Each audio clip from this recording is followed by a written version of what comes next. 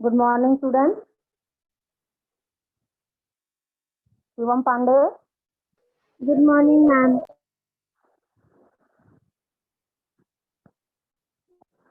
हमने कौन सा लेसन पढ़ा अभी कल?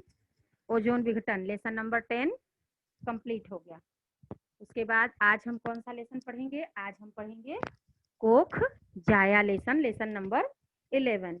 हाँ, अपना पाठ क्रमांक पूरा हो जाएगा। उसके बाद हम क्या करेंगे? फिर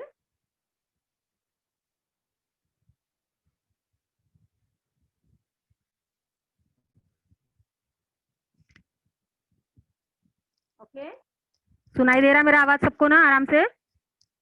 Yes, ma'am.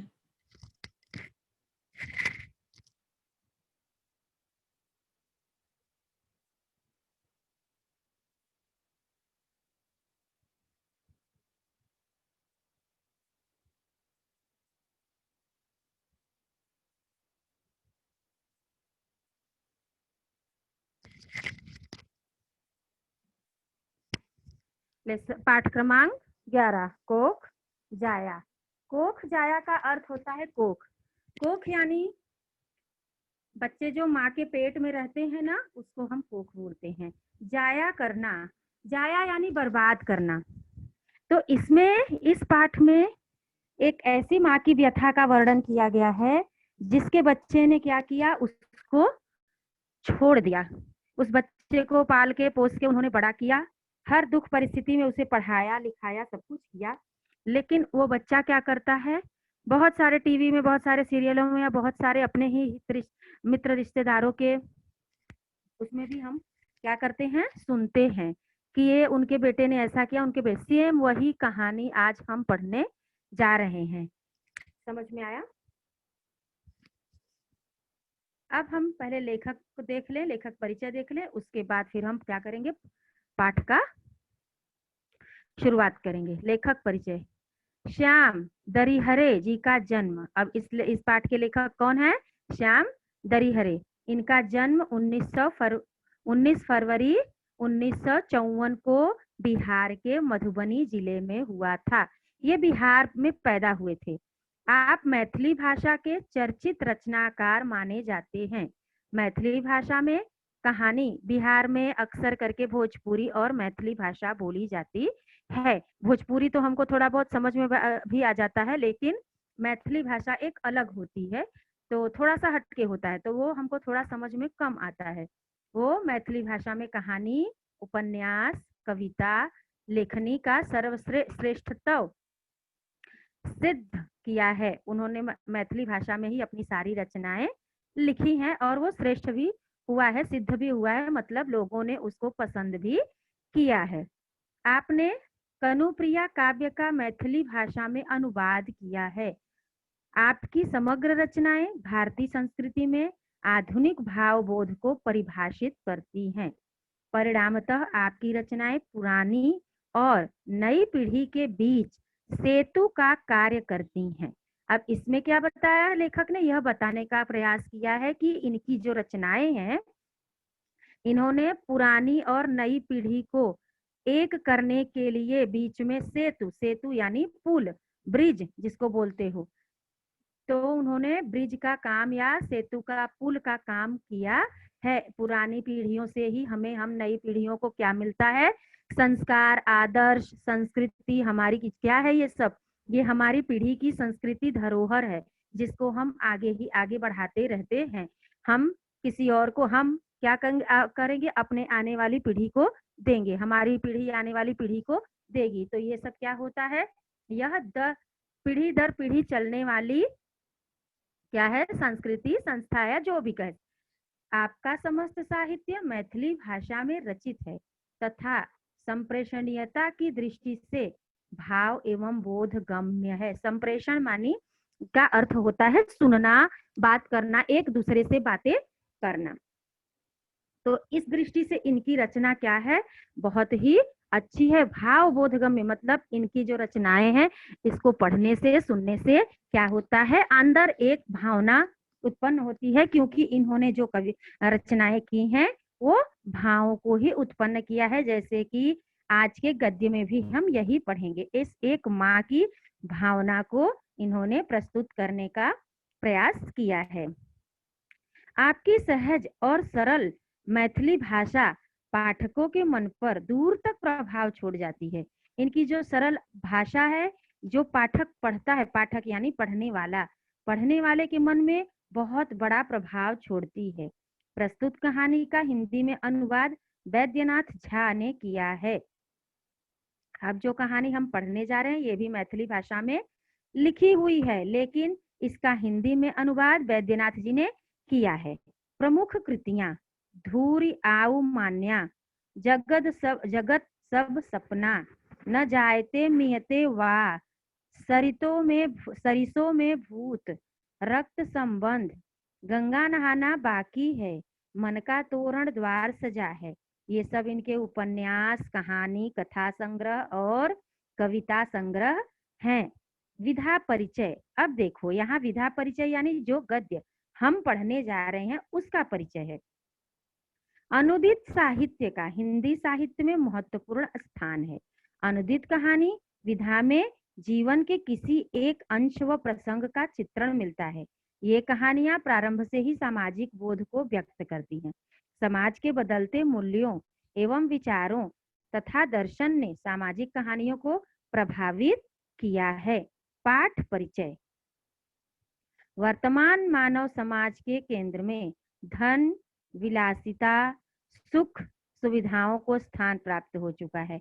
यहाँ लेखक कह रहे हैं आज का वर्तमान प्राणी जो है वो क्या किस चीज को महत्व देता है?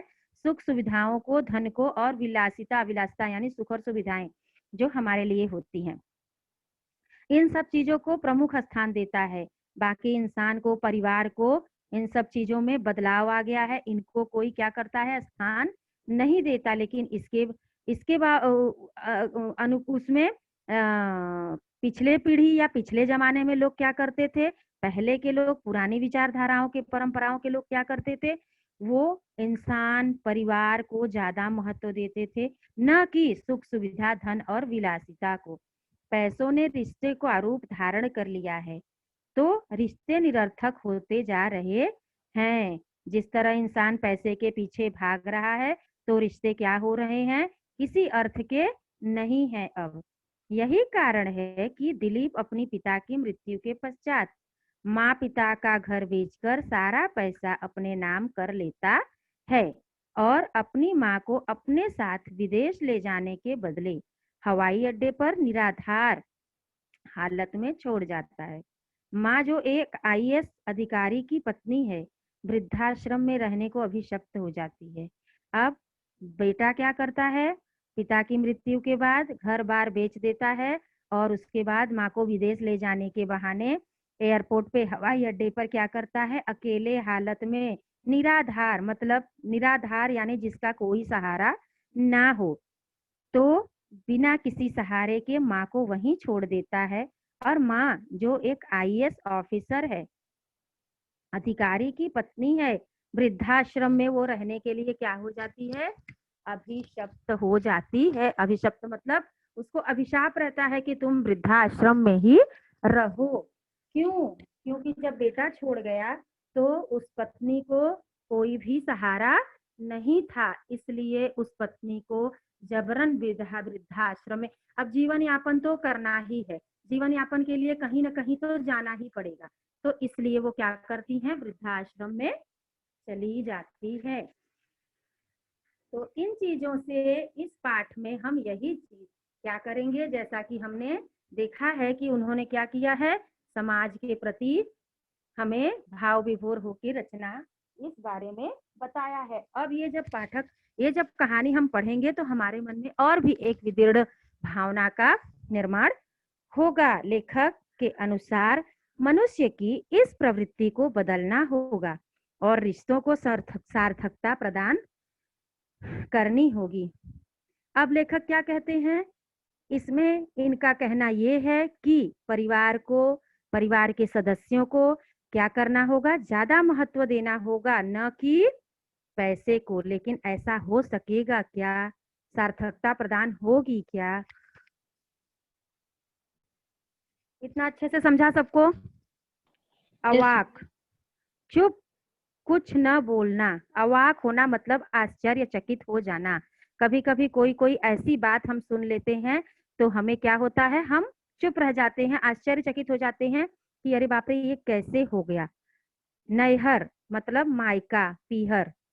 औने पौने दामों में मतलब कम दामों में, जो जिसने जो बोला उसी दाम में बेच देना। अकुलाना मतलब व्याकुल होना। पैरवी, समर्थन स्पष्टीकरण मतलब किसी का समर्थन देना। अभिशप्त, जिसे कोई श्राप मिल गया हो। क्रय, खरीदना, सहेजना, बटोरना, अच्छी तरह से समेटकर रखना। अप्रत्याशित, अनपेक्षित आशा के विरुद्ध। होरिला, होरिला यानी होता है बेटा, छोटा बच्चा, नवजात शिशु। जब बच्चे पैदा होते हैं तो उनको बोला जाता है। यह गांव की भाषा है, भोजपुरी या मैथिली भाषा में बोलते हैं। टस से मस न होना, अपनी बात पर अटल रहना।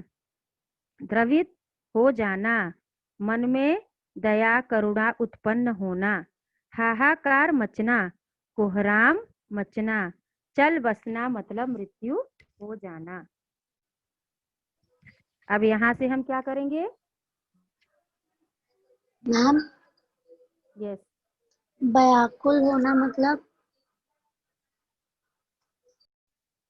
ओके।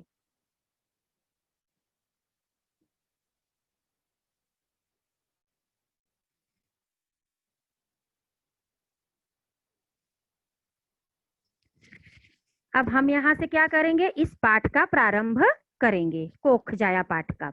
देखो ध्यान से सुनोगे, बहुत ज्यादा कठिन नहीं है, सब समझ में आता है। एक परिवार की व्यथा का, एक माँ के अंदर करुणा की भावना का इसमें लेखक ने क्या किया है, लेखक ने अच्छी तरह से वर्णन किया है, जो आज के समाज में बहुत ज्यादा हो रहा है। वृद्धाश्रम के प्रबंधक का फोन कॉल सुनकर मैं अवाक रह गया, मैं आश्चर्यचकित रह गया। वृद्धाश्रम के प्रबंधक जो थे, वहां के लोगों का फोन आया, फोन सुनकर मैं आश्चर्यचकित हो गया, या फिर मुझे बहुत बड़ा धक्का लगा। मौसी इस तरह अचानक संसार से चली जाएंगी, इसका अनुमान नहीं था। लेखक की मौसी, अपने मौसी के बारे में वो बता रहे हैं कि मौसी अचानक ही इस संसार से चली जाएंगी। हमें इसका अनुमान नहीं लगाया था हमने कि ऐसा कुछ हो जाएगा। ऑफिस से अनुमति लेकर तुरंत विदा हो गया। मैं ऑफिस से अनुमति ली और तुरंत वहां वृद्धाश्रम की ओर चल दिया। संग में पत्नी और 4 सहकर्मी भी थे, साथ में मेरी पत्नी भी थी और मेरे 4 सहकर्मी यानी मेरे साथ कार्य करने वाले भी थे। मन बहुत दुखी हो रहा था। ओह, भगवान भी कैसी कैसी परिस्थितियों में लोगों को डालते रहते हैं। मन तो दुखी था ही, फिर बाद में मैं सोचने लगा भगवान न जाने कौन सी परिस्थिति में लोगों को डालते हैं, कौन सी परिस्थितियां लोगों के ऊपर आती रहती हैं। गाड़ी में बैठे बैठे मुझे उस दिन की याद आई जब मैं पहली बार वृद्धाश्रम में मौसी से मिलने गया था। मैं गाड़ी में बैठे बैठे जा रहा था और मुझे उस दिन की याद आई कि जब मैं पहली बार मौसी से मिलने के लिए वृद्धाश्रम पहुंचा था। पूछते पूछते जब मैं वृद्धाश्रम पहुंचा तो दिन डूबने को था। दिन क्या था, खत्म होने का संध्या समय हो चुका था। मैं पहली बार मौसी से पूछते पूछते वृद्धाश्रम मिलने को गया। शहर से कुछ हटकर बना वृद्धाश्रम का साधारण सा घर देखकर आश्चर्य लगा कि भारत सरकार के पूर्व वित्त सचिव की विधवा इस वृद्धाश्रम में किस प्रकार गुजारा कर रही होगी। शहर से थोड़ा हटकर एक वृद्धाश्रम बना हुआ था। वहां क्या किया, जब मैं पहुंचा तो मुझे ऐसा लगा, आवाज मेरी आ रही है ना Subhiksha? Hello? Yes ma'am. Okay. तो पूछते पूछते मैं वृद्धाश्रम पहुंच गया। जब मैं पहुंचा तो वहां देखा शहर से हटकर साधारण सा वृद्धाश्रम। एक आईएएस की पत्नी, मैं सोचने लगा कि एक आईएएस की पत्नी, भारत सरकार के पूर्व वित्त सचिव की पत्नी विधवा क्या होगी, इस वृद्धाश्रम में किस प्रकार गुजारा कर रही होगी। संपूर्ण जीवन में बड़ी बड़ी कठिन कोठियों बंगलों में रहने वाली मौसी अंतिम समय में शहर के दूर 10-20 अनजान बूढ़ी अनाथ महिलाओं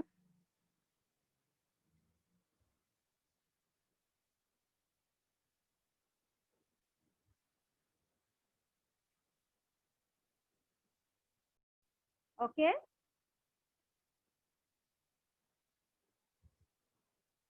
चलो फिर से स्टार्ट करते हैं।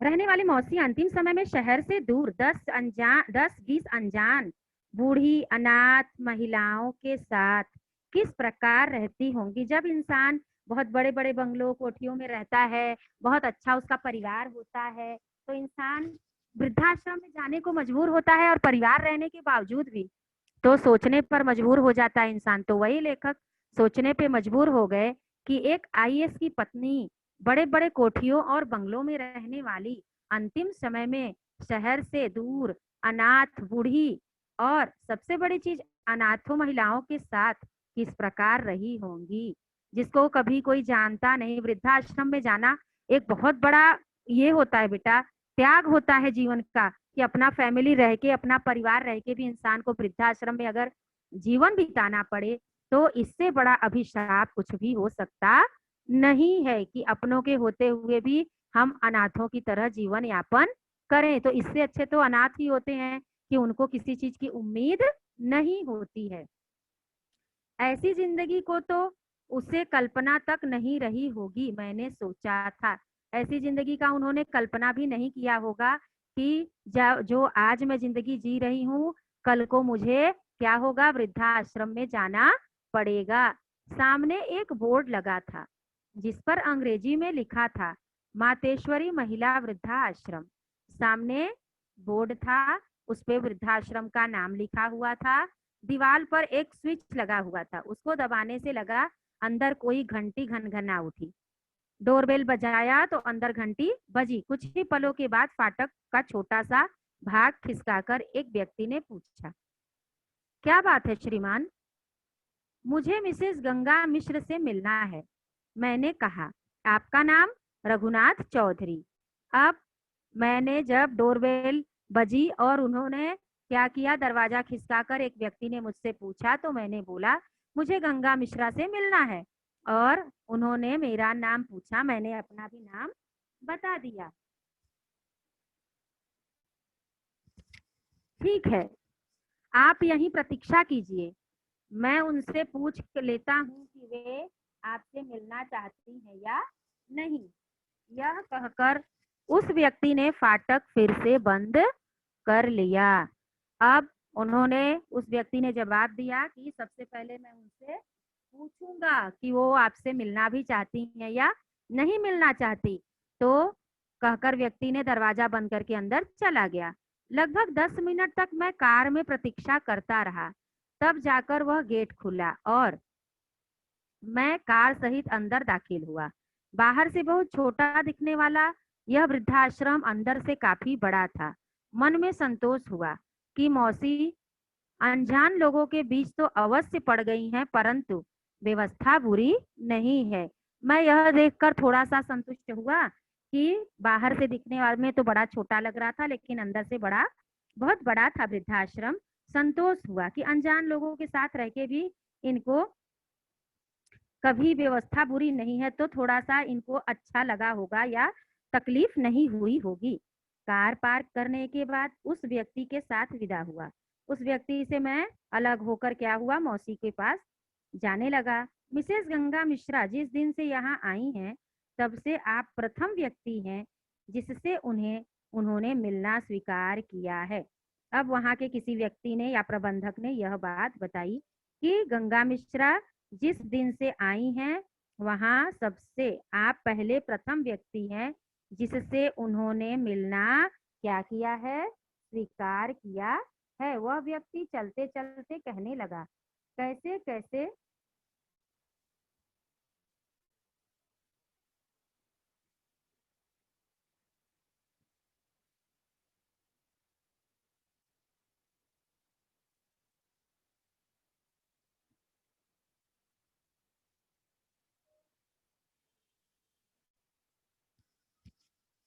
अब वह व्यक्ति उनसे सारी बातें बताने लगा।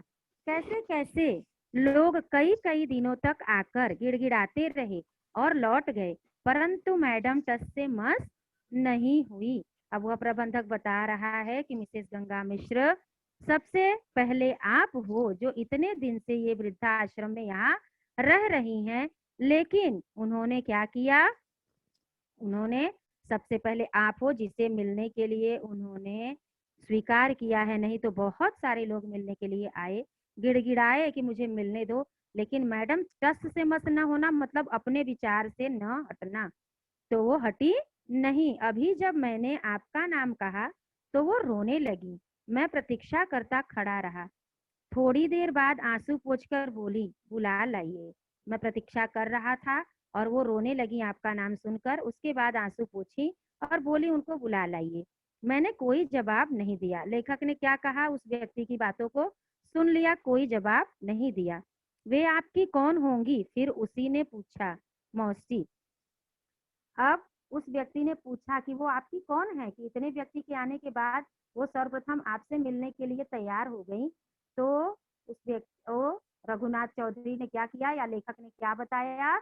यह बताया कि वह मेरी मौसी हैं। समय में वृद्धाश्रम भेजने लगे, उसके पास समय ही नहीं होता अपने माँ बाप के लिए। वह फिर कहने लगा, गरीब घर के बहू बूढ़े तो कष्ट और अपमान सहकर भी बच्चों के साथ ही रहने को अभिशप्त हैं। उनकी पहुंच इस तरह के वृद्धाश्रम तक कहाँ है? अब वृद्धाश्रम बड़ा था, तो अब वो व्यक्ति बोलने लगा कि यह तो बड़ी हैं इसलिए ये आ गई, लेकिन गरीब जो लोग होते हैं वो तो अपमानित होकर भी क्या करते हैं, वहीं रहते हैं, उसी घर में अपमान मान सह के अपनी जीवन यापन करते हैं। इतने बड़े वृद्धाश्रम में आने के उनकी पहुंच नहीं होती। मैंने फिर चुप रहना ही उचित समझा। वह व्यक्ति मुझे बाग के छोर पर अकेली बैठी एक महिला की ओर संकेत कर वापस चला गया। वह व्यक्ति ने क्या किया? बाग मतलब बगीचे के एक किनारे, एक छोर पर मतलब एक किनारे वो बैठी हुई थी और उस महिला की तरफ मुझे इशारा किया और वहां से वह चला गया। मैं वहां जाकर मौसी को देख अति दुखी हुआ। मैं वहां गया, मौसी को देखा, बड़ा दुख हुआ। कुछ महीने पूर्व ही मौसी को बुलंदी पर देखकर गया था। कुछ महीने पहले तो मैंने मौसी को इतने ऊंचाई पर देखा था, लेकिन अभी मौसी एकदम लस्त पस्त लग रही थी। इंसान जब सबसे बड़ी शारीरिक और मानसिक पीड़ा कब होती है? जब इंसान को पारिवारिक दुख होता है। सब कहते हैं ना, इंसान दूसरों से जीत सकता है पर अपनों से नहीं। हमेशा इंसान अगर हारता है तो किससे? अपनों से ही हार जाता है। तो एकदम लस्त पस्त लग रही थी। लस्त पस्त यानी एकदम अपने दिमाग से बस जिंदगी ऐसे ही गुजारना, उनको कोई आशा नहीं थी किसी चीज से। बेटे के विश्वासघात और अपनी इस दुर्दशा पर व्यथित हो गई थी। बेटे ने बहुत बड़ा विश्वासघात किया था उनके साथ, इसलिए उनकी यह दुर्दशा हुई थी। इसलिए वो बहुत ज्यादा दुखी थी। व्यथित होना यानी दुखी होना। मैंने प्रणाम किया तो उसने मेरा माथा सहला दिया। मैंने उनको प्रणाम किया तो उन्होंने मेरे माथे पर हाथ फेरा, लेकिन मुंह से कुछ भी नहीं बोली। मौसी को इस परिस्थिति में देखकर मैं सिर झुकाकर रोने लगा था। मौसी को इस परिस्थिति में देखकर सिर झुक गया मेरा और मैं रोने लगा। मेरी मौसी प्रतिभावान और प्रसिद्ध आईएएस अधिकारी की पत्नी थी। मेरी मौसी क्या थी? बहुत ही प्रतिभावान थी और आईएएस की पत्नी भी थी, अधिकारी की पत्नी थी। मौसा एक से एक बड़े पद पर रहकर भारत सरकार के वित्त सचिव के पद से रिटायर हुए थे। अब देखो, मौसा क्या थे? आईएएस अधिकारी थे, एक से बड़े एक पद पर रहकर भारत सरकार के वित्त सचिव बने, उसके बाद वो रिटायर हुए। अब ये मौसी की कहानी कहाँ से शुरू हुई थी? मौसी क्या हुई हैं? मर गई हैं, दुनिया संसार से चल बसी हैं। उसके बाद लेखक क्या कर रहे हैं? उनसे मिलने के लिए जा रहे हैं। अचानक फोन आया, गाड़ी में बैठे हैं और ये सारी बातें वो क्या कर रहे हैं? सोच रहे हैं, जिसको लेखक ने हमें कहानी के द्वारा प्रस्तुत किया है। अब मौसी के क्या है? मौसी का इतना जो पहली बार लेखक, यहाँ तक की कहानी क्या थी? यहाँ तक की कहानी यह थी कि मौसी को मैं जब पहली बार वृद्धा आश्रम देखने के लिए गया था। अब वो ये कहानी कहाँ से सोच रहे हैं? अब यहाँ कहानी से दूसरा भाग चालू हो गया। कैसे चालू हो गया? अब मौसी जब शादीशुदा, उनके परिवार, उनके पति जिंदा थे और उनके बच्चे थे, उस समय की कहानी लेखक सोच रहे हैं। अब मौसी भी बड़ी प्रतिभावान थी और अधिकारी की पत्नी थी, वो वित्त सचिव पद से रिटायर हुए थे। फिर भी मौसी को कभी अपने पति के पद और पावर का घमंड नहीं हुआ था। मौसी बहुत अच्छी थी, उनको अपने धनवान होने का या पति के इतने ऊंचे ओहदे पर काम करने का कोई भी घमंड नहीं था। वह सबके काम आई और आज उनका कोई नहीं। वो तो सबके काम आने वाली महिला थी, सहयोगी थी, लेकिन उनके काम में कोई कभी नहीं आया। आज उनके काम में आने वाला कोई नहीं था और वो वृद्धाश्रम में अपना जीवन यापन करते करते ही चल बसी। अपना बेटा ही जब, इतना कह के लेखक क्या हुए? चुप हो गए। जब अपना बेटा ही साथ नहीं दिया तो दूसरों से क्या उम्मीद और सहारा करना। बहुत देर तक हम दोनों रोते रहे। फिर मौसी ने ही साहस किया और मुझे भी चुप कराया। इतना सोचकर फिर मैं उसी कहानी पर आ गया जहाँ बगीचे में मौसी बैठी हैं और हम दोनों, मौसी और बेटे, रो रहे थे। फिर मौसी ने मुझे चुप कराया। उसके बाद मौसी ने पहली बार सारी घटना मुझे विस्तार पूर्वक बताई। अब मौसी के साथ क्या क्या हुआ यह मौसी लेखक को बताने जा रही हैं। उन्होंने सब बातें बता दी। मैं किसी से नहीं मिली। तुम्हारा मौसेरा भाई मौसी का बेटा दिलीप भी मिलने और माफी मांगने पहुंचा था, परंतु मैं उससे भी नहीं मिली। मेरा बेटा आया हुआ था लेकिन मैंने उससे भी मिलना स्वीकार नहीं किया। अब मेरा शव ही इस गेट से बाहर जाएगा। अब जब मैं मर जाऊंगी तब मेरा शव क्या होगा? इस गेट से बाहर जाएगा, लेकिन मैं किसी से मिलूंगी नहीं। मैं इसी वृद्धा आश्रम में क्या करूंगी? अपना सारा जीवन बिता दूंगी। तुम्हें जब कभी समय मिले यहाँ आकर मिलते रहना। लेखक से मौसी ने कहा कि जब तुम्हें समय मिले तो तुम क्या करना, यहाँ आकर मुझसे मिलते जाना बेटा।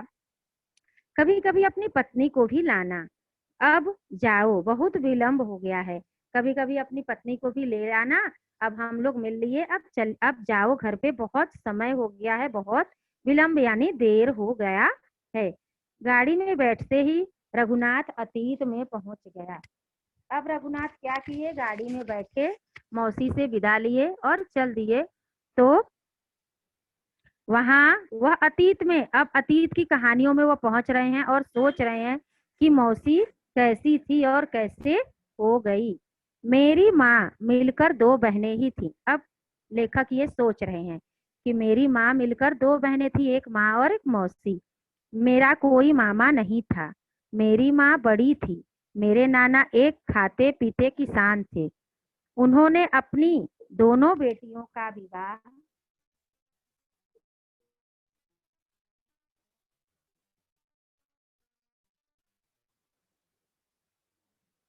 कॉलेज में पढ़ते दो विद्यार्थियों से कुछ साल के अंतराल पर किया था। अब यहाँ लेखक सोच रहे हैं कि मेरी मौसी और मेरी माँ, मेरे नाना की दो ही बेटियां थी, बेटे थे नहीं। कुछ साल के अंतराल पर यह उन्होंने क्या किया, अपनी दोनों बेटियों की शादी, पहले लोग शादी जल्दी जल्दी कर देते थे, कॉलेज में पढ़ने वाले विद्यार्थियों से ही शादी कर दिया। मेरे पिताजी बीए करने के बाद अपने गांव में खेती बाड़ी संभालने लगे।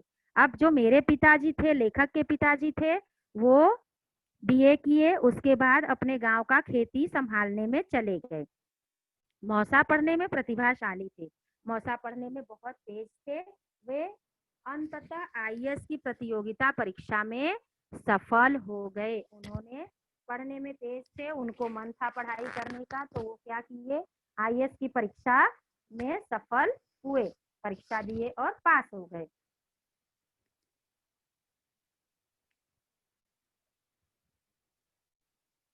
मौसा जब गुजरात में जिला अधिकारी थे तो नाना का देहांत हुआ।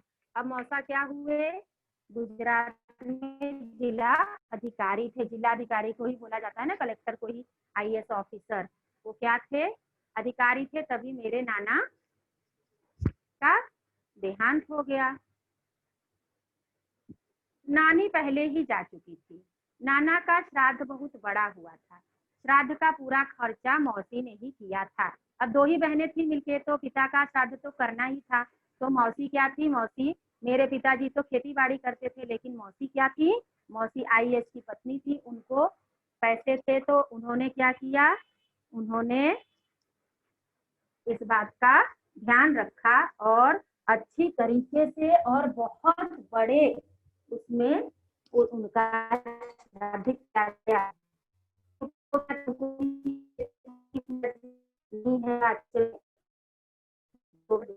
चाहिए, तब उन्होंने कर दिया। और उसके बाद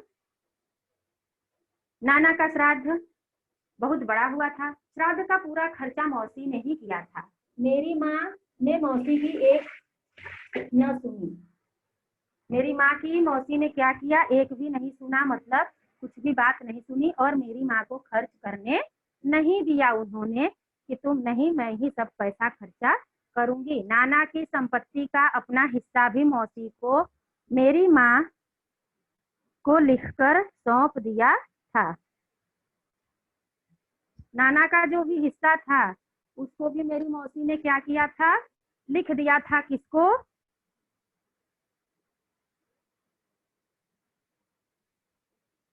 मेरे माँ को ही दे दिया था। क्यों, क्योंकि मेरी मौसी को इस चीज की जरूरत नहीं थी, क्योंकि मौसा बहुत ज्यादा पढ़े लिखे थे। इसलिए क्या था, उनके पास तो पैसा था। इसलिए बहन बहन होते हैं ना, तो आपसी बहन के प्रेम को उन्होंने दर्शाया। मेरी पढ़ाई लिखाई में भी मौसी का योगदान है। मौसी का बेटा दिलीप हमसे 8 वर्ष छोटा था। अब लेखक क्या बता रहे हैं, मैंने भी जो पढ़ाई लिखाई की उसमें मौसी ने मुझे क्या किया, बहुत बड़ी सहायता की। और मौसी का जो बेटा दिलीप था वो मुझसे 8 साल का छोटा था। वह अपने माँ बाप की इकलौती संतान था। वह पढ़ने में मौसा की तरह ही काफी प्रतिभावान था। मौसा जिस तरह से पढ़ने में बहुत अच्छे थे और आईएएस की परीक्षा में वो सफल हो गए, पास हुए और आईएएस बने, उसी तरह से दिलीप भी पढ़ने में बहुत ही अच्छा था। मैं पढ़ लिख कर नौकरी करने लगा। मौसी से भेंट मुलाकात कम हो गई। जब मैं पढ़ लिख लिया, नौकरी करने लगा, तो भेंट मुलाकात अपने काम में, अपने जिंदगी में व्यस्तता होने के कारण मौसी से क्या हुआ, कम भेंट मुलाकात होने लगी। दिलीप का एडमिशन जब एम्स में हुआ तो मौसा की पोस्टिंग दिल्ली में ही थी। उसने मेडिकल की पढ़ाई भी पूरे ऐशो आराम के साथ की। आगे की पढ़ाई के लिए वह लंदन चला गया। एक बार जो वह लंदन गया तो वहीं का होकर रह गया। अब लेखक के यहाँ क्या कहानी बता रहे हैं, बेटा दिलीप को पढ़ाया, अच्छे अच्छे कॉलेजेस में एडमिशन कराया और पैसे की कोई कमी न होने के कारण पूरे ऐश ओ आराम से उसने क्या की, आगे की पढ़ाई की। वह लंदन चला गया, लेकिन जब एक बार वो लंदन गया तो वहीं का होकर रह गया। जब तक विवाह नहीं हुआ तब तक वो आना जाना, जब तक शादी नहीं हुई थी तब तक तो थोड़ा आता जाता भी था। विवाह के बाद उसकी व्यस्तता और भी बढ़ गई, आना जाना कम हो गया। अब शादी हो जाती है तो इंसान क्या होता है, व्यस्त हो जाता है किसी भी का अपने जिंदगी में, निजी जिंदगी में। पत्नी हो गई, नौकरी लग गई, तो इंसान क्या होता है, इन सब चीजों में व्यस्तता बढ़ जाती है। यही बताने का लेखक ने क्या किया है, यहाँ बताया है कि दिलीप का आना जाना लंदन से कम हो गया। ऐसा होना चाहिए था, नहीं होना चाहिए था। क्यों, अपना देश है, अपना घर है, अपना परिवार है, तो वहां भी रहना ही चाहिए। लेकिन क्या किया दिलीप ने, आना जाना बंद कर दिया। मौसी कभी कभी लंदन आती जाती रहती थी। अब मौसी क्या करती थी, लंदन आती जाती रहती थी। वो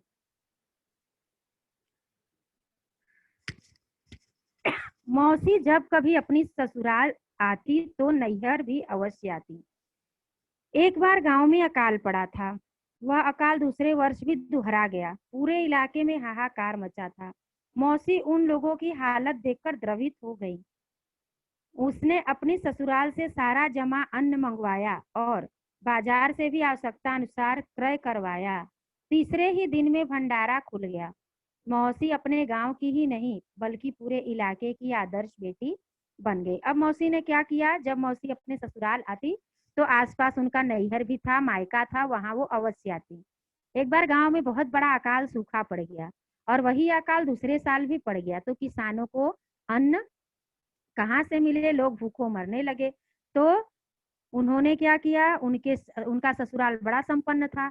ससुराल से उन्होंने पूरा जितना उनके पास अन्न था वो मंगवा लिया और आवश्यकता अनुसार उन्होंने खरीदा भी। और तीसरे ही दिन भंडारा खुल गया, मतलब लोगों को अन्न मिलने लगा। अब मौसी क्या थी, अपने परिवार की ही नहीं पूरे गांव की एक अच्छी और आदर्श बेटी बन गई थी। मैं बर्लिन में था कि यहाँ बहुत कुछ घट गया। मैं बर्लिन गया था और गांव में क्या हुआ, बहुत कुछ घटना घट गई। जीवन के सभी समीकरण उलट पुलट हो गए। मौसा अचानक हृदय गति रुक जाने के कारण चल बसे। अब देखो, इंसान का दुख सुख, तो इतना सुख उन्होंने भोगा, इतना सब कुछ किया, किसी प्रकार का उनको घमंड नहीं था। इतना पैसा पाने के बावजूद भी उनके पास घमंड नहीं था, दूसरों का सहायता करती थी, मदद करती थी। लेकिन उनके साथ क्या हो गया, बहुत बड़ी घटना घट गई और जीवन के सारे क्या हुए, जीवन जिस जिस तरह से चल रहा था सब उथल पुथल हो गया। अचानक मौसा को हृदय गति रुक जाने, हार्ट अटैक होने के कारण चल बसे। मौसी का जीवन क्या हुआ, एकाएक ठहर सा गया। मौसी का अंतिम संस्कार मौसा का अंतिम संस्कार दिलीप के आने के बाद संपन्न हुआ था। मौसा का श्राद्ध करके उनके गांव में जाकर संपन्न किया। अब मौसा के गांव में जाकर उनका श्राद्ध किया गया। लोग बोलते हैं ना कि अपने पैतृक गांव में अगर श्राद्ध कर दो तो इंसान को मुक्ति मिलती है, ये वो जो भी है, इंसानों का विश्वास है इस चीज का। वे लोग जब गांव से वापस आए तो दिलीप का रंग ढंग बदला हुआ था। अब जब वो लोग गांव से वापस आ गए रहने के लिए, तो बचा कौन, दिलीप, दिलीप की पत्नी और मौसी। सबसे वह पहले मौसा की पेंशन मौसी के नाम से ट्रांसफर करवाने और लंदन ले जाने के लिए वीजा बनवाने के काम में लग गया। अब वो क्या किया, पैसे को ही भगवान मानता था और उसने मौसा के पेंशन को मौसी के नाम पे ट्रांसफर करवा दिया और लंदन ले जाने के वीजा बनवाने लगा कि अब माँ को कौन देखेगा, तो माँ भी हमारे साथ लंदन चलेगी। उसी काम में वो लग गया। उसी के बहाने उसने मौसी से कई कागजातों पर हस्ताक्षर करवा लिए। अब उसी सब बहाने मौसी से अब अपने बेटे पर कोई विश्वास ना करे, ऐसा हो सकता है, ऐसा तो हो नहीं सकता। उसने बहुत सारे कागज पे उनके साइन ले लिए।